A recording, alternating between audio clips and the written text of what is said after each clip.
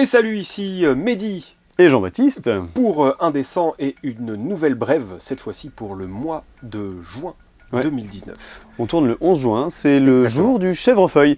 Et je me dis, vu le manque d'inspiration que les nouvelles versions de Pokémon semblent développer... Quoi ? Tu parles d'un Pokémon ou d'une plante ? Ben, c'est un peu les deux, c'est un Pokémon mi-sol, mi-plante apparemment. Le calendrier républicain pourra peut-être les aider à trouver de l'inspiration. À mon avis, c'est déjà foutu. À peu près autant foutu que le match entre Donald Trump, le Mexique et la Chine. Un beau triangle amoureux avec une guerre économique bien derrière les fagots. Mais comme une mauvaise nouvelle est parfois suivie d'une bonne nouvelle, le football féminin est enfin retransmis à la télévision par le biais de la Coupe du Monde actuellement organisée en France. Et ça c'est bien. Plutôt plaisir à voir. Tout va bien, ou à peu près, et on va essayer de te faire passer un moment à peu près agréable en notre compagnie. Donc on va parler comme d'habitude de jeux de rôle qui sont déjà sortis récemment. De jeux de rôle à venir. Et de quelques petites choses en vrac. C'est parti. Ah, il mange nous.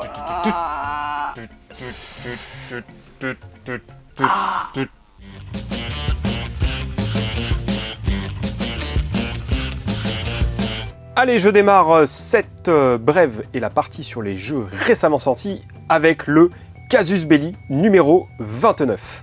Alors, j'ai plus exploré les aides de jeu et les scénarios et les contextes que les critiques, que je lis toujours un peu en diagonale. Et côté aide de jeu et scénar, c'est plutôt très velu. Il y a notamment 3 choses que j'ai bien kiffé, c'est le Bâtisse et Artifice, fait par Guillaume Tavernier de chez The Architecture Art.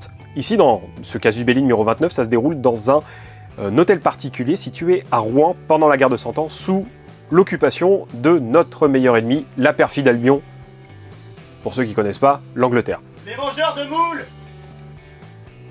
Avec de la menthe, c'est dégueulasse. Ouais. Si jamais Bâtisse et Artifice, tu sais pas ce que c'est un concept qui revient dans pas mal de Casus Belli. Ça va te décrire un bâtiment, une forteresse, un monastère, peu importe. Et avec un petit cadre de jeu autour en présentant les PNJ, le contexte socio-politico-historique, économique de la zone. Et bien sûr, pour peaufiner le tout, les magnifiques plans proposés par Guillaume Tavernier. L'autre chose que j'ai bien kiffé, c'est l'énorme passage sur Abstract Dungeon, qui est un jeu que je te recommande chaudement. Cet énorme passage va contenir deux morceaux. Il y a un contexte de jeu et un scénario, qui vont tous les deux se dérouler sur...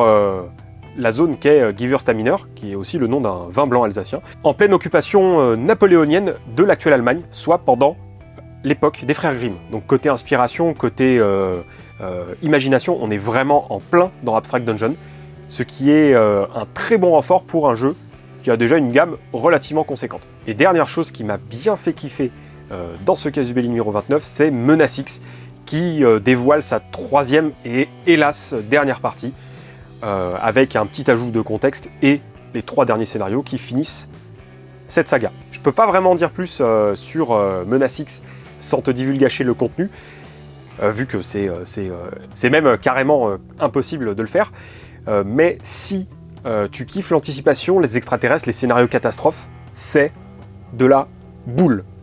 En fait, on peut résumer ça par X-Corps qui aurait été bien édité. Si jamais tu connais pas X-Corps, t'as pas raté grand chose, donc passe ton chemin, vraiment.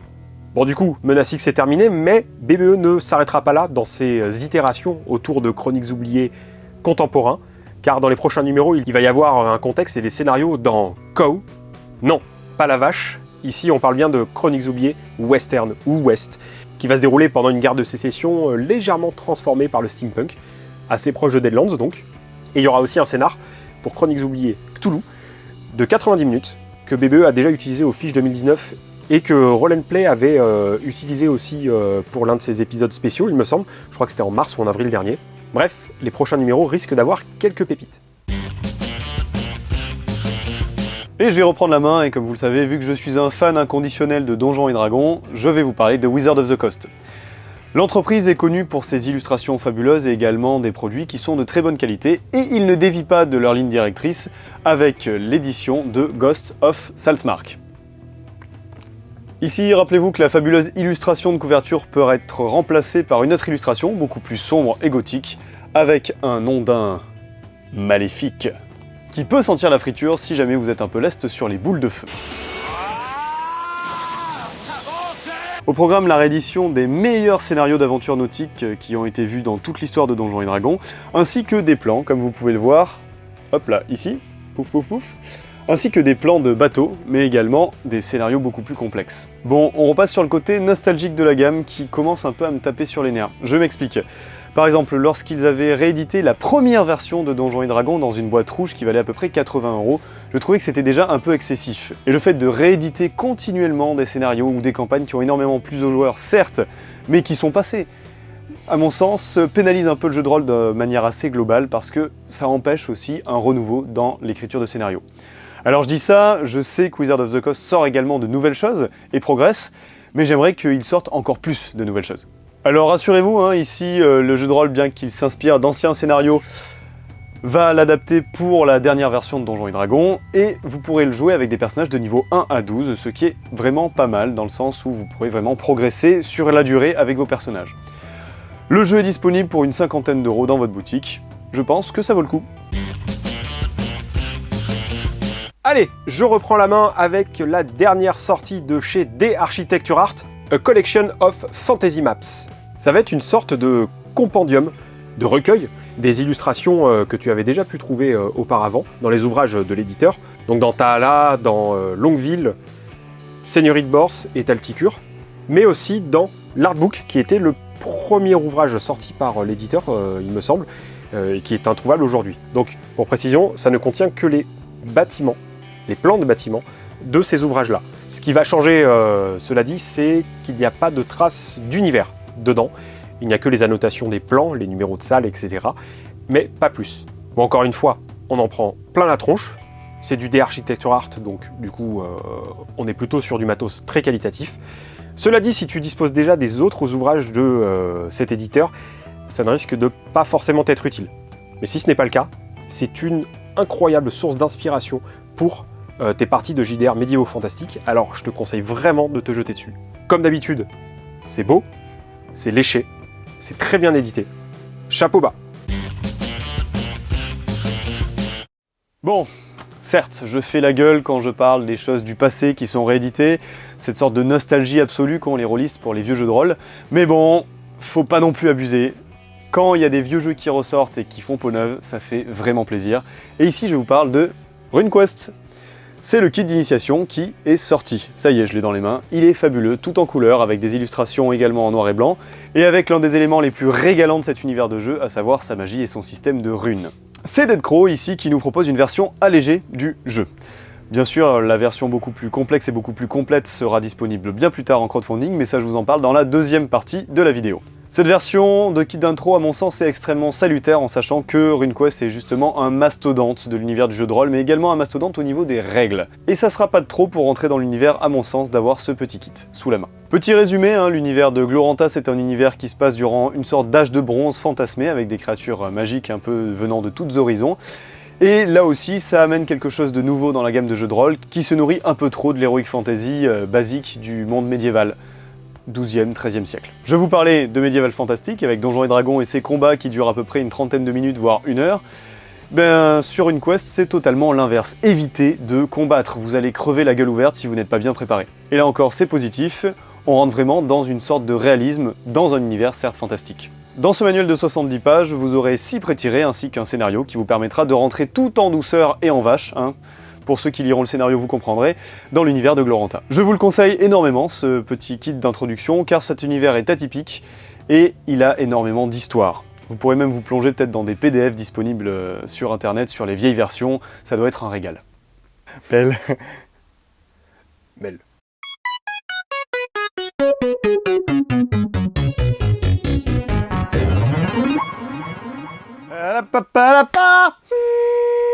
Eh bien, concernant ce pêle-mêle, je vais commencer en vous parlant des romans Polaris qui sont sortis. Le premier, et non des moindres, très massif roman va réunir la trilogie de la foudre qui avait déjà été disponible dans un énorme volume assez agréable. J'aime beaucoup l'édition, j'aime beaucoup l'odeur du papier. J'attends de voir ce qu'il y a à l'intérieur, surtout que je voulais m'initier un peu à Polaris. Et si nous continuons, il y a également 2 ouvrages, non des moindres également, et bon bah ça fait finalement assez Dalton, hein. On a le petit, le moyen et le gros. C'est quand qu'on mange? Et le très gros, voilà. Côté pêle-mêle, qu'est-ce qui s'est passé de mon côté? Eh bien, il y a eu Mantra, Oniropunk, qui est arrivé très récemment chez moi.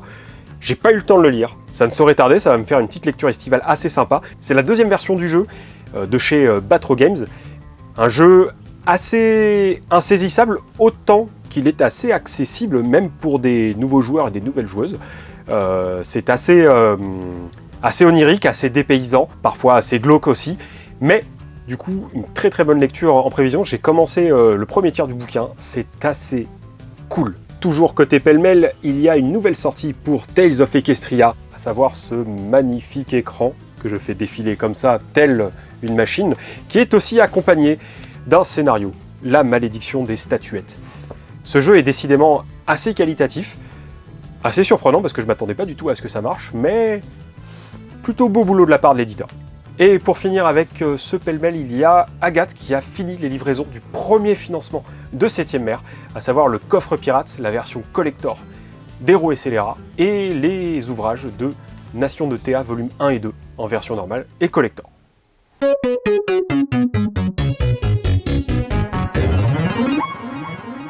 Bah alors on ne sait pas pourquoi, mais il y a beaucoup d'organismes vivants qui commencent à pulluler sur le cadavre de Dagon, et notamment de Sans Détour. Je l'ai pas dit. Bon, ça s'explique aussi un peu par le fait que Lovecraft et son univers sont rentrés dans le domaine public et qu'on commence vraiment à voir puller donc quantité de matériel, que ce soit en jeu de rôle mais également que ce soit en littérature. Cet univers étant extrêmement intéressant et mis également en avant dans les médias actuellement. Ici, c'est le cas de 12 Singes qui propose un financement participatif sur Game On Tabletop. Ce financement est disponible jusqu'au 14 juin et va proposer 3 livres, les Libri Monstrum, dans lequel on va voir des illustrations et des informations sur les créatures du mythe, mais également un recueil de scénarios et un cadre de campagne, Rouge Delaware. Je développe un peu plus. On sait que 12 Singes nous propose régulièrement et très souvent du matériel de bonne qualité. Et là, il me semble que ça va être le cas, notamment avec les illustrations du Libri Monstrum 1, 2 et 3.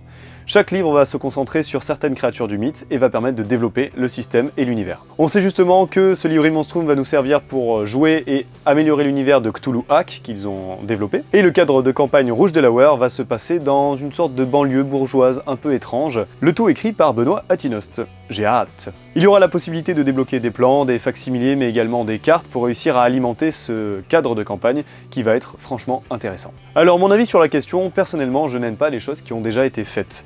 Et le travail sur Cthulhu a été fait 1 milliard de fois, notamment sur les rééditions des histoires et des nouvelles de Lovecraft, mais aussi en jeu de rôle. Bon, on sait que Sans Détour est dans une mauvaise passe, mais il n'empêche que la qualité de son jeu de rôle n'est plus à revoir. Il y a donc énormément d'enjeux et également énormément de challenges pour 12 Singes dans cette édition de Cthulhu Hack. J'ai confiance en eux et je pense que le matériel sera de grande qualité. Allez, je prends la main et je vais encore te parler de The Architecture Art et d'une actualité assez chargée en ce moment, avec son dernier financement sur Kickstarter, Aventure en Austérion. Et ouais, je suis un rebelle, je le prononce dans la langue de Johnny Hallyday. Alors il y a 2 mois, je t'avais déjà présenté ça dans les grandes lignes, mais ici, on va aller un peu plus dans le concret, puisque le financement est déjà publié depuis quelques jours. Après l'artbook, après la Seigneurie de Bortz, après Taala, après Longueville et Talticure, l'éditeur arrive enfin avec un ouvrage et un système de jeu dédié à celui-ci. Mais concrètement, ça donne quoi? Eh bien déjà, côté règles, c'est plutôt fastoche. Tu vas avoir 4 caractéristiques: beau gosse, petit génie, gros bras et pieds agiles.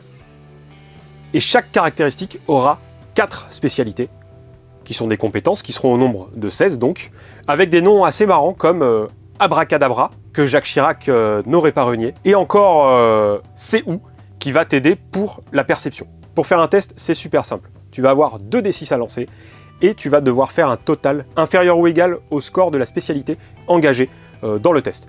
Bon, tu peux recevoir des malus ou des bonus circonstanciels, ou par rapport à ce qu'il y a sur ta fiche aussi. Côté magie, ça va partir sur 2 aspects. Tu vas avoir soit des sorts très cadrés, mais peu puissants, qui ont l'avantage, cela dit, d'être très contrôlables, ou alors de partir sur un truc un peu plus freeform, un peu plus chaotique, mais qui sera forcément beaucoup plus dévastateur et aussi incontrôlable. Le jeu va aussi pas mal emprunter au jeu de société, le visuel de la boîte déjà. Le sous-titre m'interpelle un peu parce qu'il commence par le chiffre 1, donc ça évoque peut-être une gamme avec des extensions sous forme de boîte, un peu comme tu peux le voir dans le jeu de société aujourd'hui. Mais il y a aussi l'exploration sur le plateau et la façon dont tu as de résoudre certains défis. Parce que c'est surtout au niveau de ces défis, qu'on appelle ici des challenges, que l'inspiration se fait la plus forte. Tu en as de 4 types. Interaction, mentale, physique et finesse. Ici, c'est traité un peu comme le jeu Time Stories. Tu vas avoir une difficulté de X, et les tests de spécialité vont te servir à faire tomber un à un les niveaux de ce challenge. Et c'est ici que l'influence est d'après moi la meilleure. Tu peux très bien traiter ça comme un jeu de société, tu lances ton dé, tu fais pas d'interprétation de personnage et tu réussis ou pas le challenge, ou alors au contraire, tu pars du principe que l'interprétation de ton personnage va te donner un petit bonus. Ça peut être très bien pour un jeu de plateau, ça peut être très bien pour une partie de jeu de rôle, et ça peut même être un mix des deux, parce que parfois il y a des personnes un peu timides à table, et qui simplement n'ont pas la force de faire un roleplay, comme on a pu le voir dans les premières saisons de Trône de Fer. Ah, et t'as un espèce de système tout con pour foutre la pression à la table. En gros, à chaque fois que tu fais un double 6, tu vas devoir mettre un petit pion en bois, sous forme d'un cylindre, sur la table. À chaque fois, tu vas devoir le mettre sur le précédent cylindre, ce qui fera une espèce de tour. La personne qui le fait tomber, parce qu'à un moment donné, ça arrivera, tirera une carte qui va déclencher une catastrophe que le groupe va se manger dans la tronche. Et côté matos, l'éditeur ne sait décidément pas faire les choses en petit, et les tuiles de donjon seront au format A5, ce qui te demandera une table un minimum conséquente pour pouvoir jouer tranquillement. Et bien sûr, le visuel de ces tuiles, les visuels des personnages, les visuels des fiches de personnages, tout tabasse vraiment, on sent qu'il y a vraiment un cap de passé pour l'éditeur, qui a su bien nous habituer avec la qualité de ses illustrations. Dans les trucs à venir sur ce projet, il y a le palier à 40 000 € qui devrait débloquer un générateur de scénario, et DR Architecture Art a annoncé mettre en ligne prochainement un kit de démonstration, histoire qu'on en voit un peu plus sur le jeu. Ça aurait peut-être été cool de le mettre dès le départ, mais bon, l'éditeur devrait le dévoiler relativement vite, donc ça me va. Est-ce que ce jeu va faire décoller DR Architecture Art vers d'autres sphères? C'est tout le mal qu'on leur souhaite. Je vous ai parlé du kit d'initiation de RuneQuest, et actuellement il va y avoir le financement participatif du jeu de rôle en entier, hein, pas fragmenté pour les débutants ou pour ceux qui veulent s'initier à ce jeu, proposé par Studio Dead Crows. Le crowdfunding a commencé le 15 juin et finira le 27 juillet. Dead Crows va nous proposer le livre de base, le bestiaire, mais également le guide de la meneuse. Et il va donc même y avoir potentiellement l'illustration de Johan Sfar pour le coffret de RuneQuest. Alors vous imaginez pas ce que ça veut dire ça, mais si vous devez l'imaginer, mais un pont de l'univers de la BD comme Johan Sfar qui commence à faire des illustrations pour du jeu de rôle. C'est juste fabuleux, ça signifie que vraiment le jeu de rôle est en train d'ouvrir ses portes et de contaminer un peu toutes les sphères de la société. Mon Dieu, j'ai l'impression d'être un complotiste quand je dis ça. Non. Mais Johan Sfar bon, le seul bémol, c'est justement que c'est qu'une seule illustration de Johan Sfar, ça doit coûter affreusement cher de le payer pour faire ces illustrations-là, mais imaginez un jeu de rôle comme ça, entièrement illustré par Johan Sfar, ça aurait été juste fabuleux. Bon, mis à part le côté hyper hypant des illustrations de Johan Sfar, il y a quelque chose qui me turlupine un peu, c'est les goodies héros et les goodies dieux qui vont être proposés dans ce crowdfunding. Qu'est-ce que c'est? J'attends vraiment de voir quand ça sortira, parce que là, vraiment, je vous le dis, on a quelques informations quand on tourne, vous regardez la vidéo, c'est déjà sorti, mais nous, on sait pas plus que ça. Donc bon, vous le savez, vous avez vu, hein, je suis hypé, RuneQuest c'est trop bien. J'attends de voir ce que ça donne cette traduction. OMG, trop cool. Dans l'espace, personne ne t'entendra jeter les dés. Il y a quelques semaines, l'éditeur suédois Free Alligan a ouvert les précommandes pour le JDR officiel Alien. Alors pour l'instant, c'est à l'état de pitch et de trailer alléchant, mais en gros, le contexte est assez simple. L'espace, c'est l'enfer. L'humanité s'étend et repousse sans cesse les frontières de sa colonisation, mais l'espace est hostile. Colonie difficile à vivre, guerre entre États terriens qui cherchent toujours plus à étendre leur territoire, sans compter les corporations qui foutent bien la merde avec leurs expériences bizarres et les catastrophes qu'on a pu voir dans la saga cinématographique Alien. Free Alligan oblige, le système de jeu sera basé sur le Year Zero System. Système que tu peux trouver dans Mutant Année Zéro, dans Tales from the Loop, Things from the Flood. Je parlais un peu de ce système de jeu dans la brève du mois dernier. Si tu veux savoir de quoi il s'agit, c'est sur cette fiche qui s'affiche là. C'est à peu près à 13 minutes 40. Bref, le matos semble somptueux, et notamment les illustrations disponibles sur le site et dans leur trailer. Hélas, il n'est pour l'instant commandable que dans la langue de Sylvester Stallone. Avec la VF de Tales from the Flood et Things from the Loop, et l'arrêt non annoncé de la VF de Mutant Year Zero, que Sans Détour n'avait jamais vraiment commencé de toute façon, ça ne serait pas surprenant de voir Arkham Asylum reprendre le flambeau de la traduction d'une partie plus conséquente du catalogue de l'éditeur suédois. Bref, wait and see comme dirait l'autre, mais dès qu'Alien arrivera en France, je pense que ça risque de faire un petit tabac. Et si on faisait ça pêle-mêle? Mel Pêle. Pêle-mêle.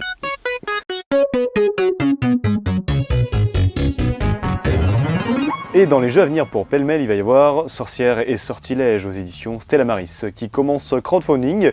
C'est un tout petit jeu qui est également disponible en PDF, mais si vous le voulez en dur, oui, et en papier, va falloir raquer.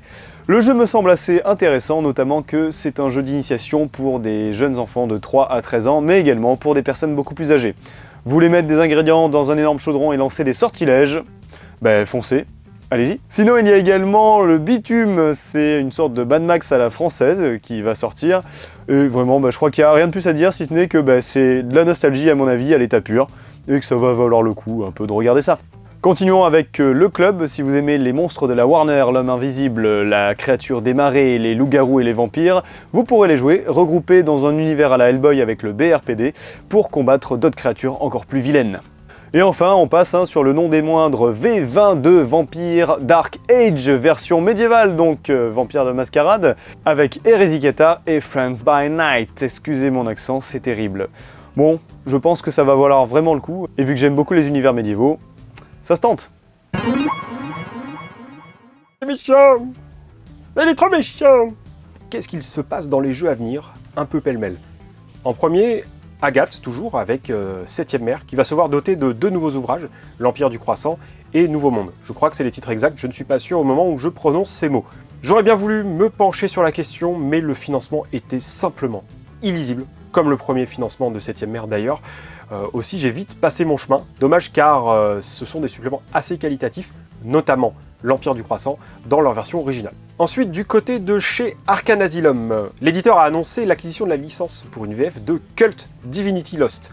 Un jeu ô combien emblématique en France également. Les retours sur la VO sont assez mitigés pour l'instant. On attend de voir ce que ça donnera en VF en dur entre nos mains, une fois que ce jeu sera livré. Pas de date de financement pour l'instant. Et je termine ce dernier pêle-mêle par une dernière coquinerie des éditions Sans Détour sur le financement de Confrontation. Les figurines ne seront pas en plastique ou en résine, mais elles seront en métal. Et l'éditeur n'augmentera pas les frais de port, ce qui, économiquement parlant et financièrement parlant, se révèle assez coûteux. Comment vont-ils faire pour sortir la tête de l'eau? Et comment expliquer aux backers de Kickstarter qu'ils n'auront pas le jeu auquel ils ont souscrit, car c'est une matière différente?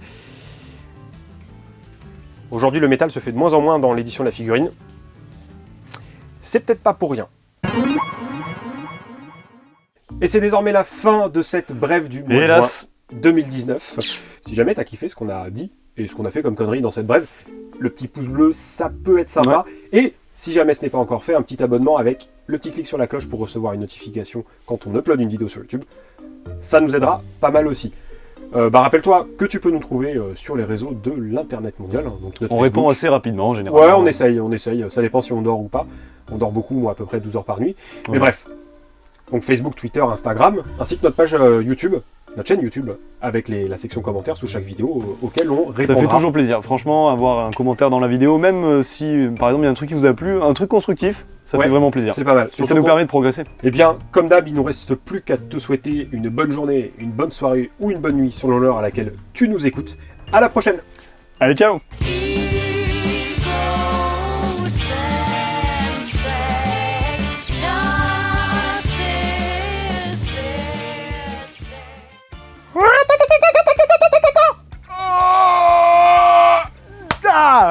Oh, c'était beau ça! Et non, ce n'est pas de l'herpès! Oh. Coquinette! La coquinette! Il fait le raptor derrière. Qu'est-ce qu'il est dissident!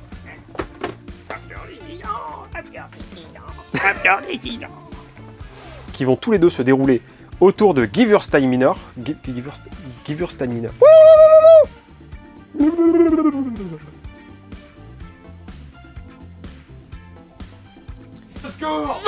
John, j'ai une paralysie du côté droit. Ok.